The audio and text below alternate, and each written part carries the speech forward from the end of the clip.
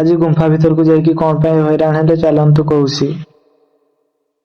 Hello friend जय जगन्नाथ मु मोर गोटे न्यू ब्लॉग को आपण समस्त वेलकम करुछि। ଆମ ମୟୂରଭଞ୍ଜର ସବୁଠୁ ବଡ଼ ପାହାଡ଼ ହେଉଛି ବାବନ ଘାଟି ପାହାଡ଼। ବାବନ ଘାଟି ମଝିରେ ଆମର ଦୁଆଶୁଣୀ ମାଙ୍କ ମନ୍ଦିର ଅଛି। ଦୁଆଶୁଣୀ ମାଙ୍କ ପାଖରେ ମେଳା ଲାଗିଛି, ତ ଆମେ ସମସ୍ତେ ମେଳା ଦେଖିବା ପାଇଁ ପଳେଇ ଆସିଲୁ। ମେଳା ପହଞ୍ଚି ଫାଷ୍ଟ ଆମେ ମାଙ୍କୁ ଦର୍ଶନ କରିଦେଇଥିଲେ। ମାଙ୍କ ଦର୍ଶନ ସାରି ଆମେ ପାହାଡ଼ ଉପରକୁ ଚଢି ଯାଇଥିଲେ ଗୁମ୍ଫାରେ ଗଳିବା ପାଇଁ।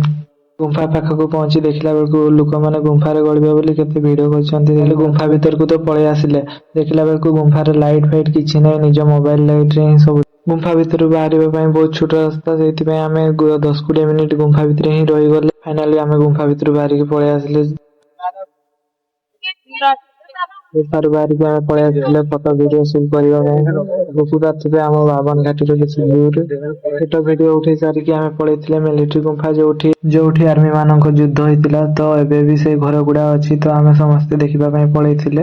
ପାହାଡ ଉପରେ ବୁଲାବୁଲି ସାରିକି ଆମେ ତଳକୁ ଓହ୍ଲେଇ ଆସିଥିଲେ। ଉପରକୁ ଉଠିଲା ବେଳେ ଯେମିତି ମଜା ଲାଗିଥିଲା, ତଳକୁ ଉଠିଲା ବେଳକୁ ତାର ସଜା ବାହାରିଗଲା। ବହୁତ କଷ୍ଟମଷ୍ଟେ ଆମେ ତଳକୁ ଓହ୍ଲେଇ ଆସିଥିଲେ। ତଳେ କୀର୍ତ୍ତନ ଚାଲିଥିଲା, ତ ଆମେ କୀର୍ତ୍ତନ ଦେଖିବା ପାଇଁ ପଳେଇଥିଲେ।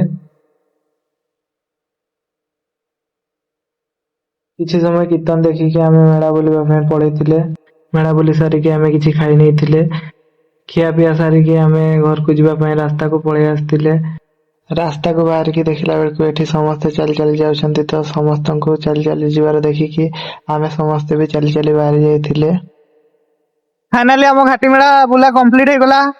आपको आम घाटी मेला केमती लगिला कमेंट रे निहाती जणेबे। आ जदि मो वीडियो भल लागि थाए like comment share and subscribe करबा ପାଇଁ बहुत जय जणेबे। जगन्नाथ।